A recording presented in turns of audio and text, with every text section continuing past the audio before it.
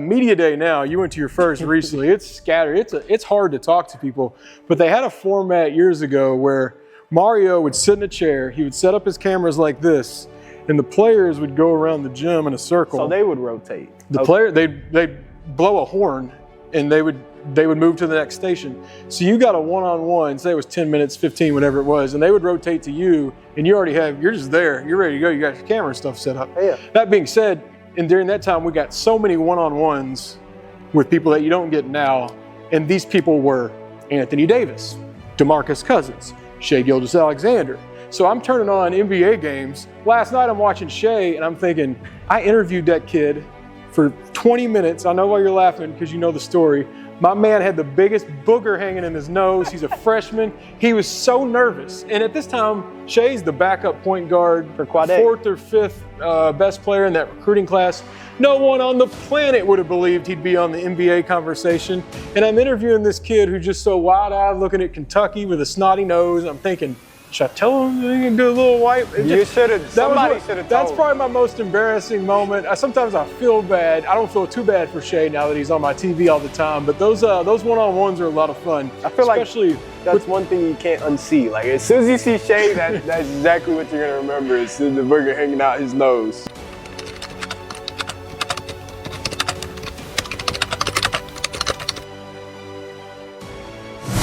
Ladies and gents, welcome to another episode of What's Next podcast. I'm your host, Mario Maitland. This is season number 4.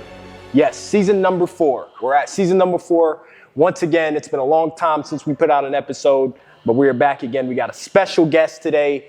We often cover athletes and coaches. This time I wanted to shine some light on the people that cover the athletes and the coaches. How about KSR writer, KSR's very own, Drew Franklin, joining me right here on this couch. We're here actually in KS Bar and Grill. Just having a good time. I'm going to have a good conversation with my man Drew here. Drew, thank you for coming on, taking the time out your day. I know you're a busy guy. I can be a witness of that because I work with you every single day. Very busy guy.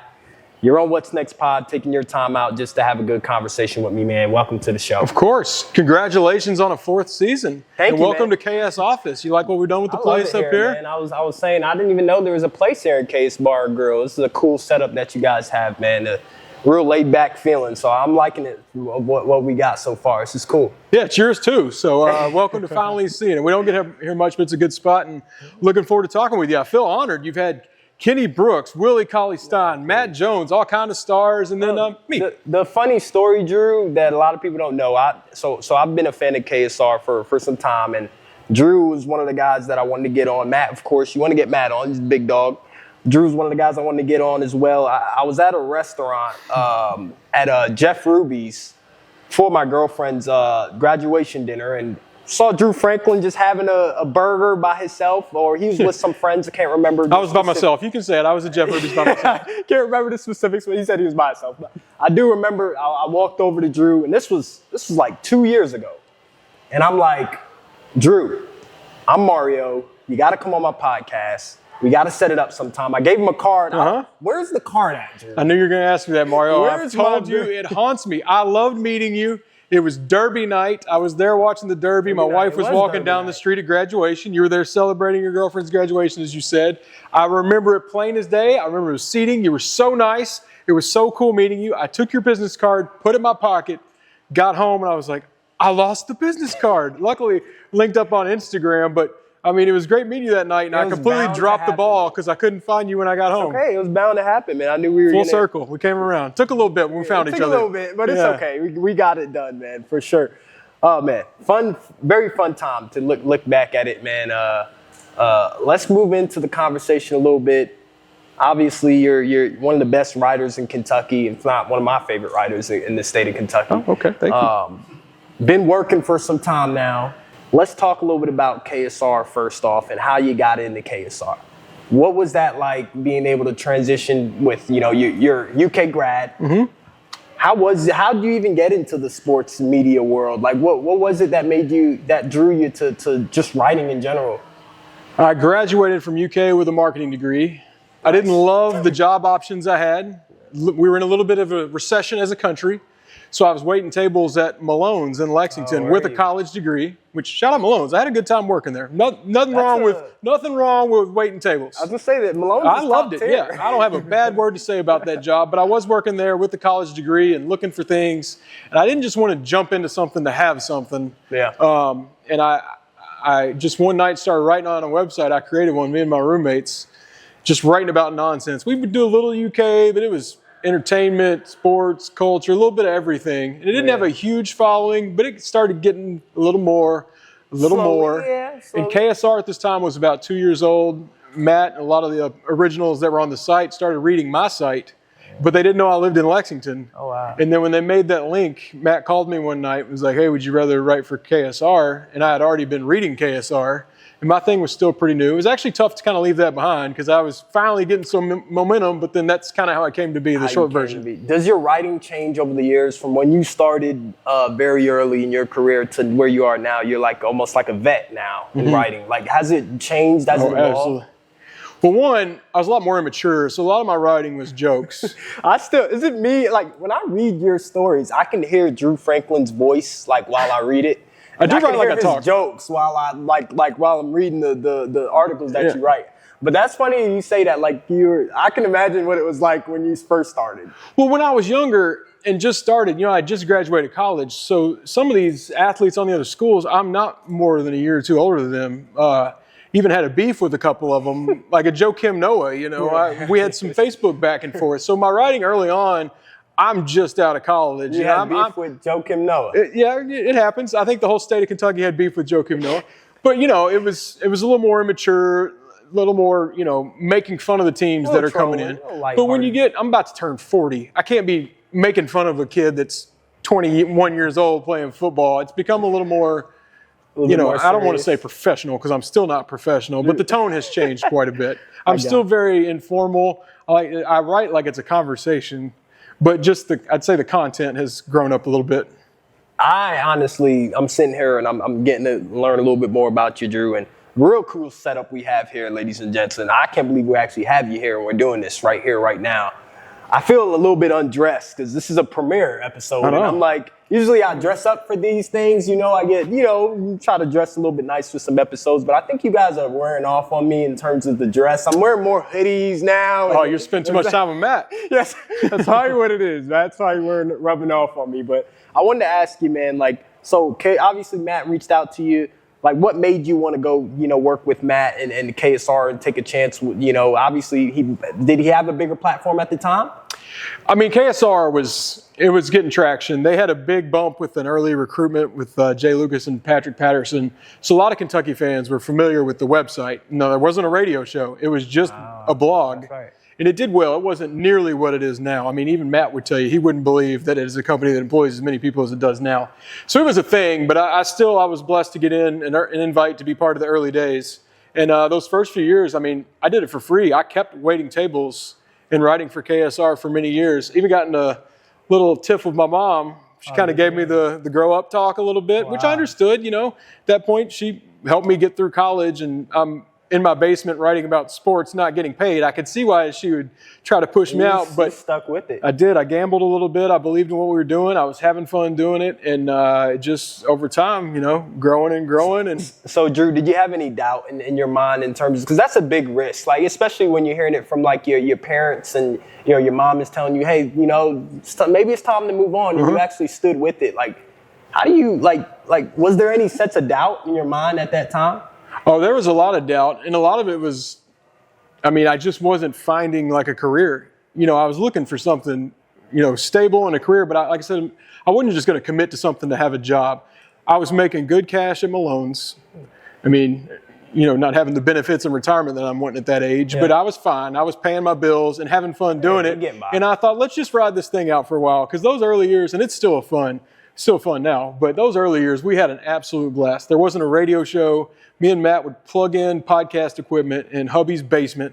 His wife would be doing laundry in the corner. Like, what are you all talking about over there? We'd go to random bars in Lexington that would be nice enough to let us plug in and talk there. Matt knew all along that he would hope that would lead into the radio show. We finally got that in 2011, but it's like just another door would open, and I couldn't leave. I couldn't leave. I'm just still here. Y'all put the work in and you guys earned it. I mean, Matt was talking about this today. Like, the platform that you guys have, it's great. And, you know, you think you would give it to someone else, but they haven't earned it. You guys earned it. Y'all earned everything that you have now. And that story that you just told me just made me, like, it painted a picture in my mind that, like, wow, like, these guys, they've been doing it for such a long time. And y'all didn't even know it was going to be this big. No. If you had told me in 2009 this would be a full-time job and we'd have as many employees as we did, and former employees that have gone on and done great things that we're so proud of, that started as college interns that we interviewed at these bars or doing podcasts in, I truly wouldn't believe it. It's been so fun, and it's just a testament to what Matt started in the beginning and many of the people that were in the beginning that moved on, and then, you know, everyone that's a part of it now. What's your relationship with Matt Jones? Obviously, you're his right-hand man type of guy. You guys have been doing it for so long. And I've realized this. I've been working with you guys for maybe 5.5 months now, and I know that the relationship is deep, but I feel like I learned something new about you two every single day I work with you guys. So what's the relationship like between you and Matt in general? Like, what is that for the average viewer who don't really know much about you guys? That's also changed over the years. I mean, I love Matt, but early on, we didn't have as many obligations, and we're trying to build this thing. So, you know, we would take road trips that were just absolutely ridiculous. And I don't mean the radio show ones. This wasn't like Ryan and Shannon. This was me and Matt in a car, and it was aggressive. We did 12 baseball stadiums in 13 days. We would do a college basketball road trip. Looking back, I don't even know how we'd pull it off. We went all over the country, barely sleeping. He made this joke recently on our Fade This podcast. Yeah. He's like, for a long time, I thought, like, he and I had taken the most trips and shared the most hotels. He's like, I think your wife might have already passed me now, but I don't know. I think Matt still has the edge as far as miles traveled and hanging out. We were all over the country there for a few years with these trips, and it's kind of a big part of how KSR started to grow. But, you know, as you get to 40 and you get married, and Matt's got a million things on his plate, it's hard to pack up and just leave for 2 weeks and live out of a car. But that was that's where our friendship started back in the day, and probably the most fun we had was back in the early days. Back in the days, I'd pay to see that. You guys in the car, Drew and Matt in the car, I'd like to see that one. They should do something with that. Maybe a documentary and have some people play you guys. I don't know. I tell you, you wouldn't want to smell that car. You wouldn't want to smell it? Okay. But lots of fun. I got you. Talk about your mentors. Like obviously you're a writer. Who do you pull from? Because I don't know, athletes, coaches, singers, musicians, you know, they obviously pull from people within their you know, respective field. Who do you pull from as a writer, as a media member, as a business owner? Like, who do you pull from as your mentor? With so many different hats. I'll start with radio. Radio's weird because I do sports radio, and I never listened to radio before I was on the radio. Wow, I didn't know that. I still don't listen to sports radio, just kind of doing it with Matt, and it shows up, and next thing I know, there's a microphone in my face. So radio on that end, I don't want to say I didn't have any mentor. I guess Matt and Ryan and the people literally around me are who are my mentors there, because I'd never really experienced or done anything like it. I just hopped in with both feet and was like, hit on, let's see how this works. But writing, I've read a lot of people, especially sports blogs. That's kind of where I learned you could be a little conversational or silly. I mean, you can go back to, you know, Bill Simmons is the original, but I'm a big fan of Shea Serrano. If anybody knows Shea Serrano, he's got some good books and good things out. But anyone that kind of has a little bit of comedic or just not so formal. I don't like reading something that feels like it's homework. You know, let's talk to me a little bit. Throw in a little joke or a little pop culture reference. The best writing. So just reading a lot of the early sports blogs on the internet is just basically all I would consume. I wasn't a newspaper guy. I was on, you know, Deadspin. Barstool hadn't really blown up at the time yet, but it's one of the early ones. It was just the early days of sports blogging. There was a lot of good websites. You're on a radio show. You write. You're a part owner of KS Grill. What's your day-to-day look like? Like, what's your daily, if you could give us a daily schedule from get up to sleep? Now, I know it varies from game days. Game days are kind of crazy as well, but I'm going to let you kind of, you know, take control and explain, like, what does your day-to-day look like? Every day is different depending on where we are in the season. Like right now, as you're learning, basketball and football are hitting at the same time. It is exhausting. Yeah. I think last weekend I worked from 7 a.m. to 2 a.m. on Friday for basketball. Woke up and then we had all day football and did like probably a 1 p.m. to 3 a.m. that day. So when sports are going on, it is just nonstop. We have pregame shows, morning shows. Give me your website. Drew, give me your football day. Today's game day, we play Florida. What does it look like? Football, Kroger Field, Drew Franklin. What time's the game? What time are we playing? Is this at noon, 3:30, 7? Game's at 7 p.m. 7 p.m. I get to sleep in a little bit. Walk me in from you getting up. Getting up, well, we start with Grove Street, a little coffee just to get the mood. Little college game day. I get on. You're a big robe guy. You like the. I do wear robes now. Thank you for calling me out here. I got a robe as a gift a few years ago. I'm like, what am I supposed to do with the robe? You got to wear it, right? Put it on. I got to be honest. Everyone at home needs to get a robe. Big robe fan. I should have worn it here. But no, wearing my robe, a little coffee, a little game day, a little Waka Flocka. I get my bets in. Got to get my DraftKings bets. KSR, the website, is rolling from 8 a.m., starting there. I'm reading what everyone's already put. I have my own website obligations in the morning. So you're writing? Okay. Most of it's pre-written before Saturday, but I have a few things to fill in. We have our message board. We're just trying to get the game day conversation going. A little preview, a little excitement. By 2 o'clock, I'm at KS Bar for 3:30 pregame show. Watch a few of the afternoon games here, see some friends, because you don't get to do much hanging out with buddies. So it's kind of before pregame is when I see everyone.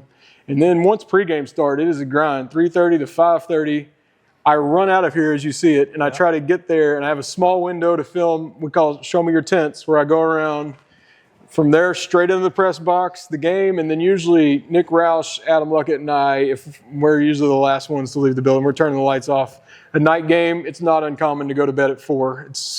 It's a grind, but it's a fun grind. I feel like I'm complaining right here. I'm not complaining, but it is a lot of work, but it's fun work. And you earn it. I mean, I'm not out shoveling coal. I'm not in hospitals saving lives. I'm writing about football and basketball. I'm very blessed, but it is very time consuming. You wear a lot of different hats. Yes. I mean, you're a radio host. You're in front of the camera. You're in front of the camera talent. You do your YouTube. You do your rapid reactions. You do your Show Me Your Tents.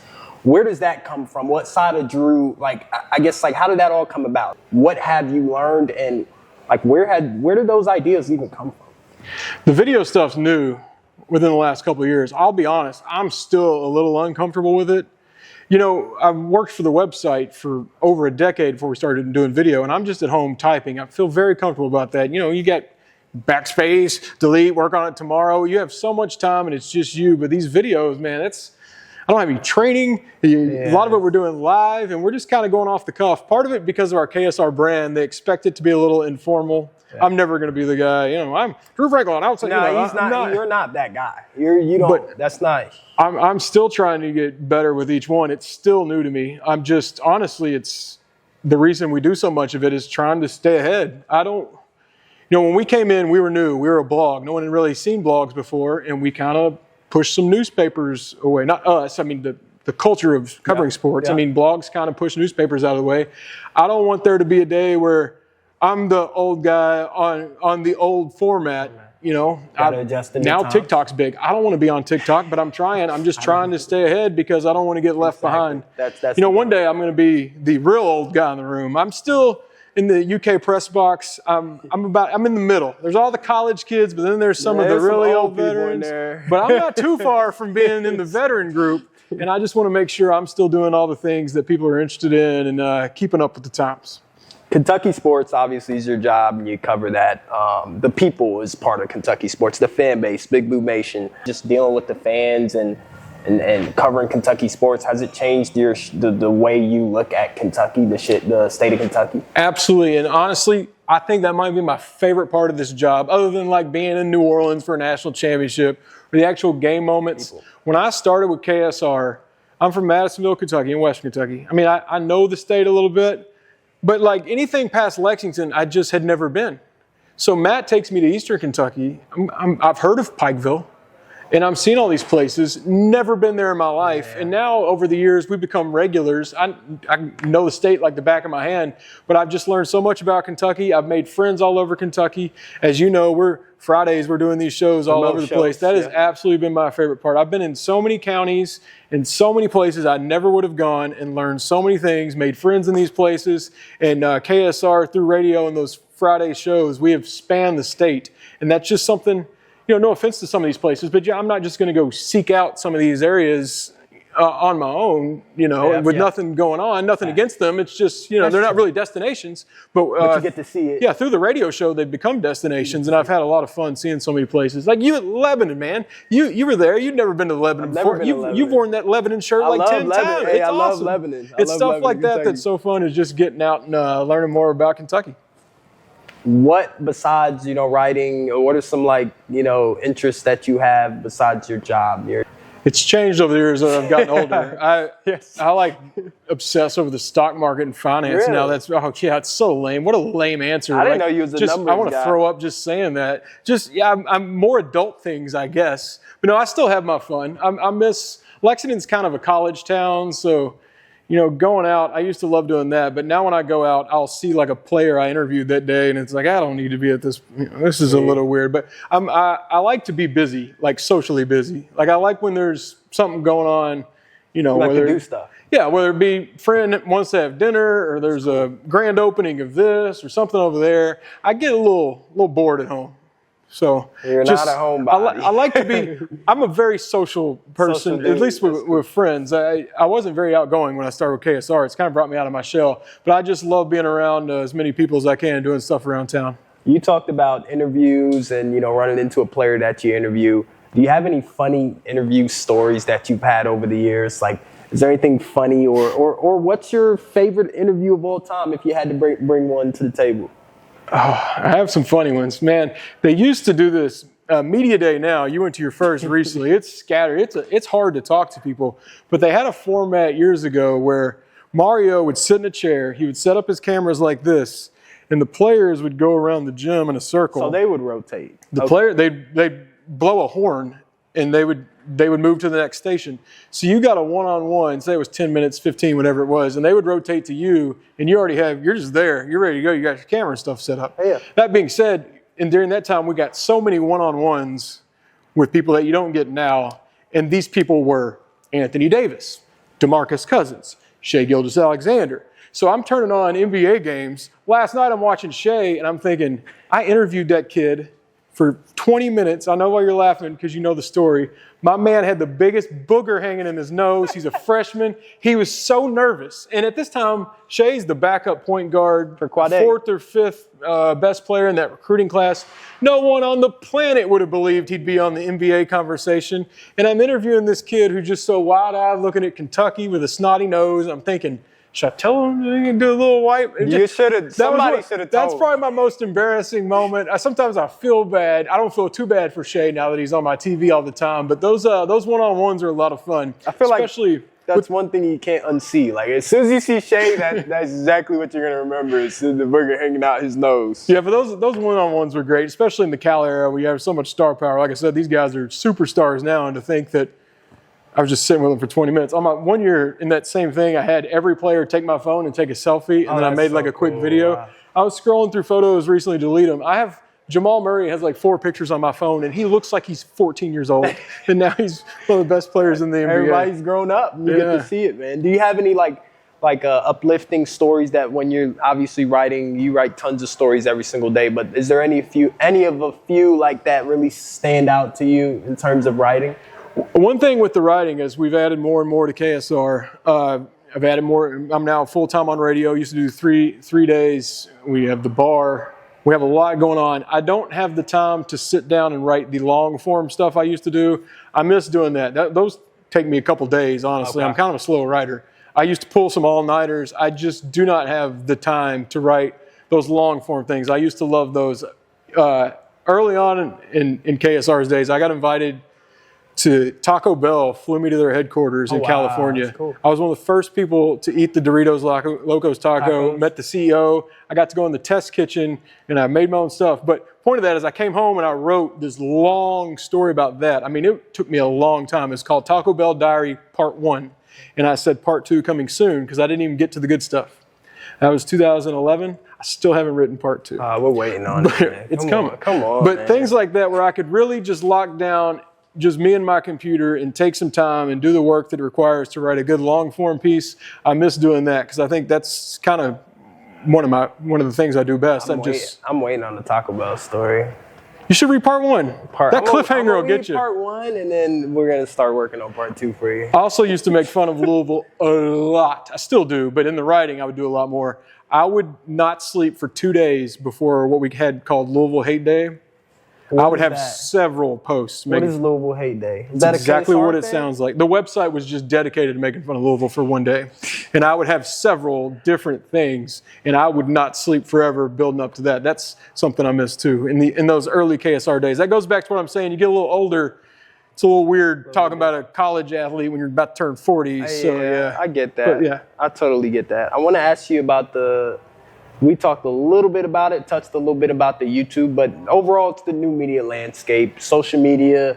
You've got to see what TikTok, YouTube, their influence has done. Like, are you a fan of it? Do you like where the direction of where it's going into, or are you more of a fan of the blogs and how things used to be? I enjoyed it. It's just so much. It's like, okay, we make a video. Does that go on Twitter, Instagram, Facebook, TikTok? I don't mind each one by themselves. It's like, can we just kind of get back to one of these, 2 of these? TikTok, I'm trying, man. I'm trying on TikTok. It's hard. Tough. I know that's where the kids are, and I'm trying to stay relevant, Mario. But no, I like that. Twitter was always the one that was best for KSR. It's our biggest following. It was kind of the first social media other than Facebook that really got going.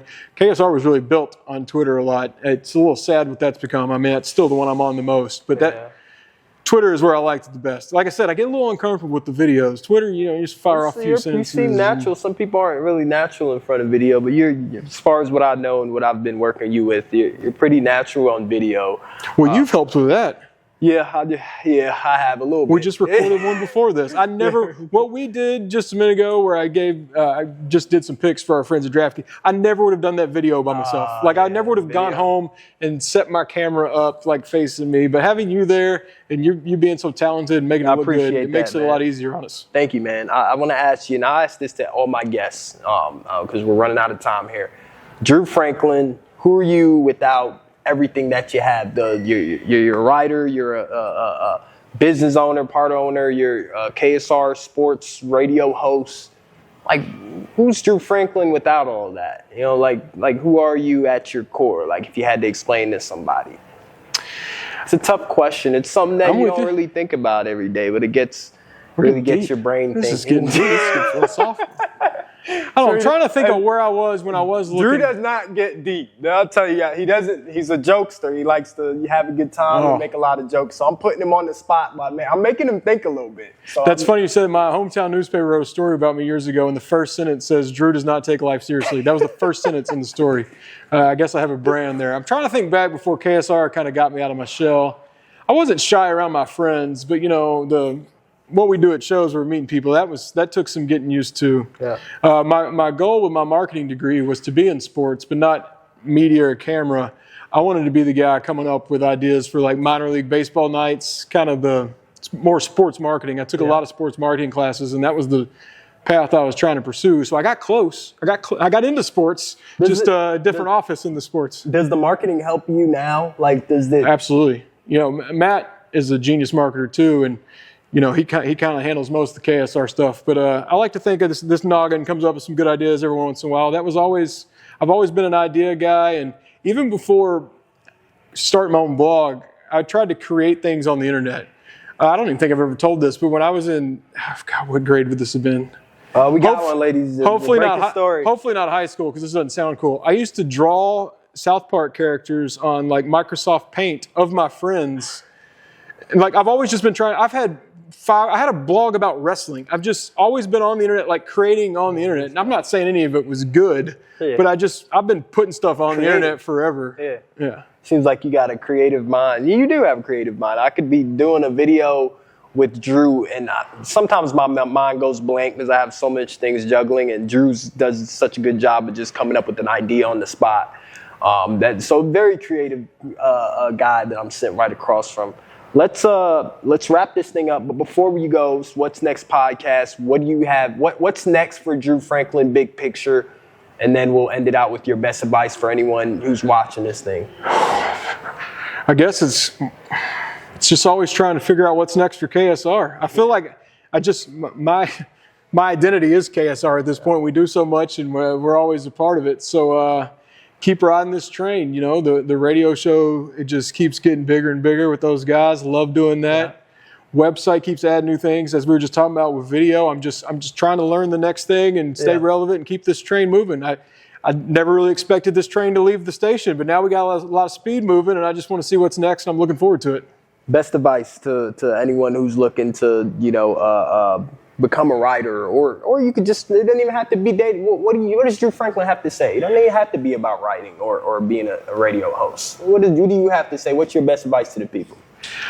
It's actually unique in that me and Matt and Tyler Thompson, we have hired so many college interns to start on the blog. And we've had more than one go on to ESPN. We've had some go on to work at colleges. But I can tell you, everyone that found a good job, we knew early on they were hard workers. We've had some that come through, they'll write 2 posts and say, why don't I have 10,000 followers? You've written 2 posts. I wrote posts for 3 years that I don't even know if anybody read. And so I would say stick with it, the grind, and be consistent.